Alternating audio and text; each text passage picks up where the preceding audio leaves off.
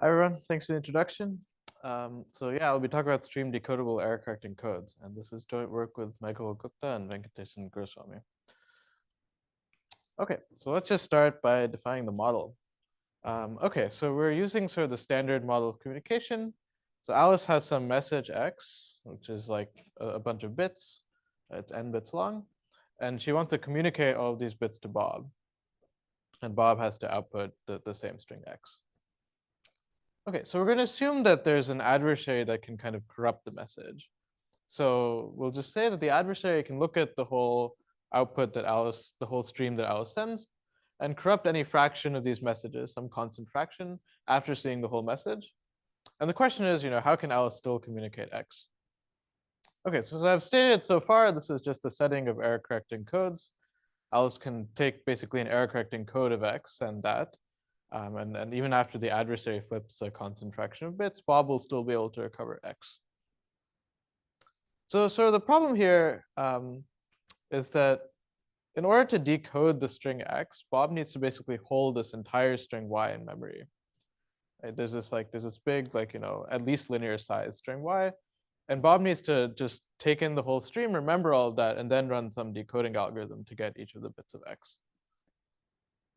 So we might ask, is it possible for Bob to do something else without remembering the whole stream? Maybe is there something that Bob can do to receive these bits y1 through ym, all of which might be corrupted, and sort of output the bits of X in sequence while keeping sort of a pretty small memory? Okay, so does the model that we're working in make sense to everyone? Is this okay? Right, so just to restate the question, is it possible for Alice to encode her message so that Bob, given the corrupted version of the encoding in a streaming sense, can he decode it in a streaming manner with S space? Okay, so let me start by just summarizing our results. So first, the answer is yes. There is an algorithm that's possible here. And it takes sort of a quadratic blow-up in size. So for a little more specifically, it's possible for Alice to make an encoding of size up to little of 1 factors, basically n squared, over the amount of space S, such that Bob can do this stream decoding with 1/4 minus epsilon error fraction. So here 1/4 minus epsilon is the best you can hope for, because even in the ordinary coding setting, it's not possible to have any codes with appreciable rate that do any better than this. Okay, so that's our sort of construction. We also show a matching lower bound saying that basically you need n squared over S encoding length in order to achieve anything here, even if your fraction of errors is an arbitrarily small constant. And finally, we show one additional result, which I won't get to in this talk, but we also show that if Bob, instead of needing to output all of the bits of X in series, if Bob just needs to compute some linear function of the bits, then it's possible to get down from n squared to just n to the 1 plus little of 1. Yeah. The errors can all happen in the beginning. So our construction permits that. So Bob doesn't have to output them sort of at regular intervals. Bob can notice that the errors are happening. Well, I'll describe how our construction works, but it works even if the errors are sort of concentrated in one location. Okay, so without further ado, let me just get into sort of a proof sketch of our construction. So I'm not going to show the full strength of our result. I'll kind of weaken this 1/4 minus epsilon here to some constant fraction. So let's say we want to encode our message in about n squared bits. So Bob can stream. I'm also just going to assume for now that the space is n to the little of 1. And our goal is going to be able to do this with 0.01 error fraction. Okay, so what's sort of the most naive thing you can try? Okay, we can take some locally decodable code. So locally decodable code basically is a code such that you can decode any bit sort of with low space, or by reading some small fraction of the bits of the code word. So maybe let's try to just send a bunch of copies of this locally decodable code. Right, let's send n copies, and for every copy, Bob will read that copy, figure out x sub I, and just output that. So can anyone see the problem with this idea? Might have been a little spoiled already.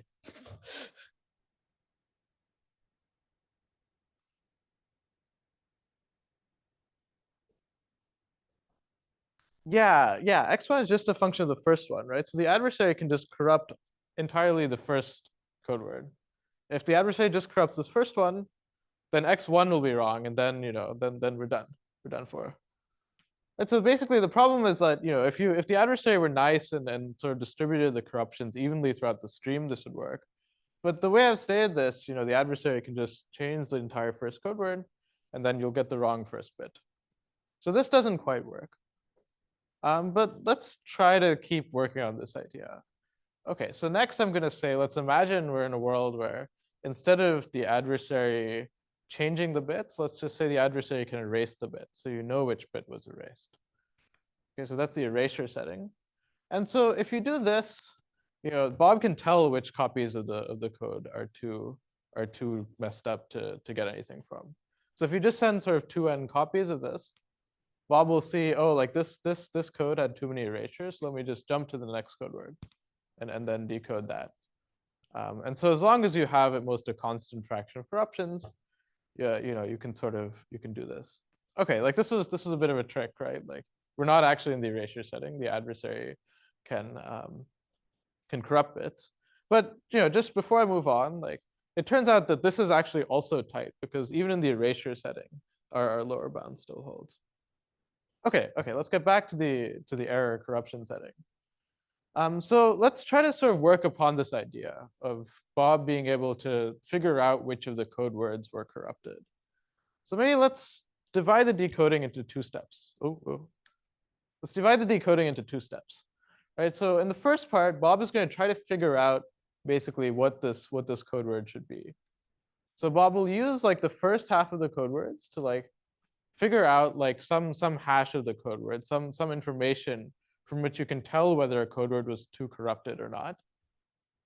And then in the second half, again, as long as there are not too many errors in the first half, in the second half, Bob will be able to use this sort of to check each copy of the code word. And then you can, after checking each copy of the code word, you can use only the ones that are sort of still valid to do the decoding and output your bits of X. So does this general strategy make sense? I'm going to move on to exactly how we do it. Bob's strategy can be randomized. Okay, so I guess, yeah, Bob can be randomized. Alice being randomized doesn't help because sort of the adversary, we're granting Alice infinite computing power in this model. So Alice doesn't need to be randomized because she can just sort of pick the thing that's best. And we're also giving the adversary sort of unlimited resources here.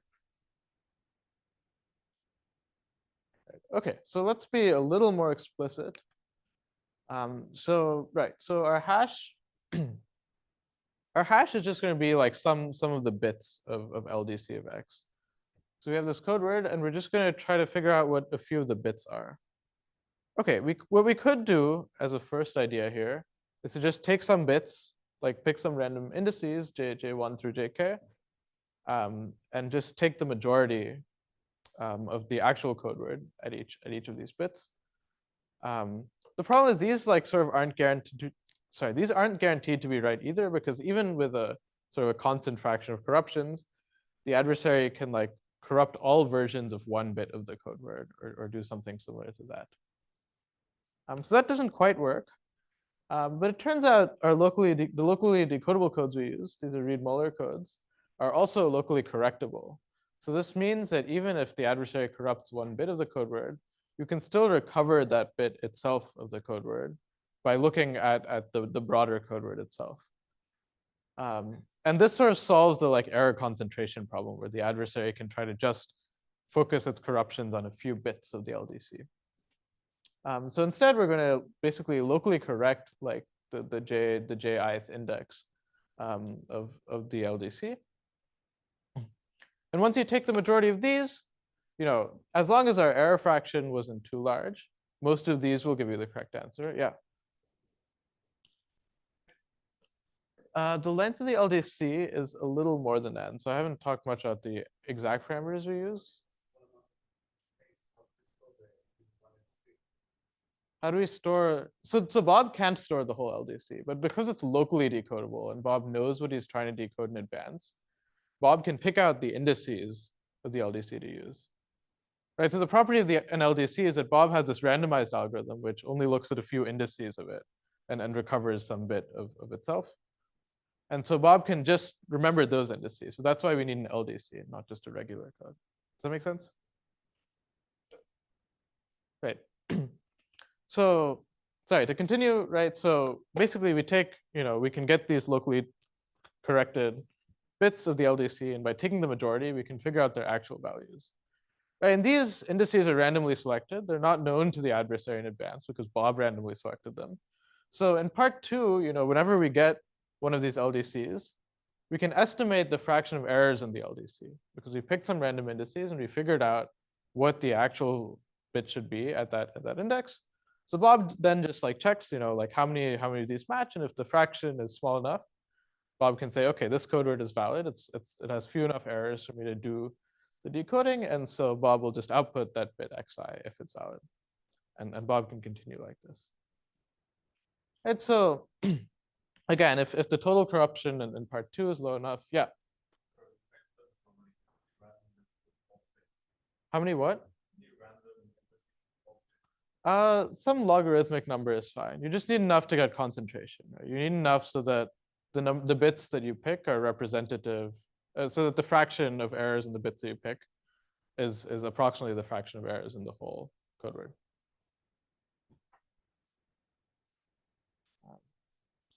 Right. Okay. So So as long as there are not too many errors in part two, like this whole thing succeeds. And so this algorithm gives us that if our total corruption is at most some constant, which is pretty small right now, then we'll end up with a successful decoding.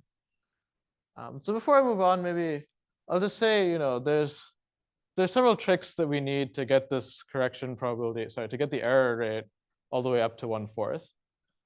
We sort of need some sort of like smooth decoding of the LDC, and we need to sort of move around the boundary between parts 1 and 2 depending on how many errors have occurred so far. So I'm not going to get into the exact details of that, but this is sort of the basic idea behind the whole thing. Okay, that's all I'm going to say about the construction. Let's get to the lower bound. So if I lost anyone with all the coding theory, you can come back now because there's no more coding theory left in the whole talk. Okay, so I'm going to show next that we actually need n squared over s memory for the thing. And I'm going to show like an even stronger result than what exactly matches this. So I'm going to show that you can do some like small constant fraction of errors. And with this small constant fraction of errors, you can, you can do a small constant fraction of even erasures, and that'll be enough to obscure this. So it'll show, in fact, that the erasure, much simpler algorithm was tight. Okay, so let's get to that. So again, I won't, what I say now will not be the strongest possible version. So I'll give us an encoding of length n to the 1.99. And we'll show basically that we can corrupt like a 0.1 fraction of the bits so that Bob can't achieve his goal. Okay, so before getting into the actual proof, let me just describe the sort of general idea of the proof. So we're going to do this sort of communication complexity style lower bound without actually using any communication complexity results. So we're going to take we're basically going to divide the entire like stream into these pieces, these blocks of almost linear length. And we're going to just think about what can Bob do within each block, like what bits can Bob output within each block. And we're going to try to basically use that to decide what to erase. So again, to be a little more explicit, let's say the number of blocks is k. Let's say k is about n to the 0.99. And let's say the length of the blocks is like 0.01 times n. So these are both about linear. So there are almost linearly many blocks of almost linear size. Okay, and we'll label the blocks B1 through Bk. And Bob has some memory. Bob doesn't have much memory, but Bob does have some memory. So basically what Bob's algorithm has to be is before each block, there's like an input, which is M1, and then Bob like receives a stream B2. And then Bob has to output basically, Bob can choose which bits to output, but Bob has to output some new like contiguous chunk of bits from X. And we'll say we'll be nice. We'll allow Bob to remember all of B2. We'll allow Bob to have any algorithm that depends on M1 and B2. So Bob can have any function, any randomized function. And okay, the basic right. So the basic idea is that given this information of M1 and B2, like M1 is very small. It's like S in size. B2 has L bits, which again is almost linear. So Bob's output during this portion of the stream should only be like about L bits large, because that's all the information that Bob has. So from an information theoretic standpoint, you should expect that Bob should only be able to output L bits during each block. Okay, that alone is not enough, right? Because there are k of these blocks, so Bob could output L times k bits during this whole stream, which makes sense because I haven't even described any corruptions yet. So Bob can output as much information as in the whole stream. Okay, but the basic idea is that our adversary wants to prevent progress, right? So basically, the adversary wants to like sort of pick some bit x sub a of the input string, and the adversary wants to sort of scrub all information that might contain x sub a from the entire stream. So if the adversary erases any block that Bob can use to output x sub a, then the adversary will prevent Bob from progressing past that point. Okay, so we might hope that if I look at a particular block, if I look at B2, I might hope that I can determine what bits of X this provides enough information about. In other words, given B2, I would hope that the adversary can figure out, without even knowing the memory contents M1, what bits XA through XB it's possible for that block to output. Right, this sort of makes sense, right? Like this block can only contain information about some specific indices of X sub I. It shouldn't really be possible for the block to suddenly change what information it contains based on this very small memory that Bob has before reading the block. If we could do that, then we could do what I said before, right? We could erase like the blocks that correspond to some fixed index, and then Bob would never be able to output that index, basically. Right, so again, why can we hope that these bits would be fixed in advance? I mean, again, the only thing that really could change this is the memory, but the memory is very small, so we like really shouldn't be able to figure out like a bunch of new information just because of this tiny memory. And in fact, that's what we show, right? So our main lemma for the lower bound is this sort of combinatorial statement that given the block, just from looking at the block and not from the memory, you can write down some set S, which has size at most approximately L, the size of the block. And given that block, Bob can only output those like indices from that set, and also at most S of n other bits that might depend on the memory. So the memory still has S of n information, and we allow that to sort of depend arbitrarily on the stream. So we say there are S bits that we can control, but other than that, there's this fixed set of size L that we have to output. So this lemma, I mean, I won't go through the proof right now, but it's entirely combinatorial in nature. So the proof is just some combinatorics. But given this lemma, we can basically have the adversary perform a similar strategy as I described before. I mean, you can't exactly block Bob at some specific index I, but you can sort of, because Bob can make S bits of progress each time, we can have sort of this moving boundary. You keep a boundary at some X sub I, and then you move it forward by O of S after every block. And you just prevent Bob from moving forward by more than S in each block. And this only takes a 0.01 fraction of erasures, or an L over N fraction of erasures, because we sort of pick this random index to block at random, and the set of indices that Bob can output is pretty small. Right? Yeah. Yeah.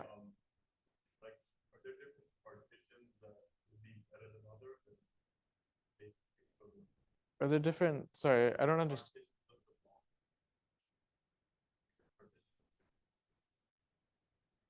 So what we do is we just divide them evenly because that's sort of enough to get the result. Basically, we say that we're not going to look at what's actually in the block or the size of the block. We'll just say that the amount of bits you can output in the block is the same as the total amount of information contained in the block. Oh, sorry, I don't know if that answers your question. Okay. Any other questions? Right. Okay. So again, the adversary can erase just a small fraction of the blocks, and like all the blocks basically that contain some specific index, roughly, and stop Bob from making much progress. So that's basically the main idea of the lower bound. Does anyone have any questions about that?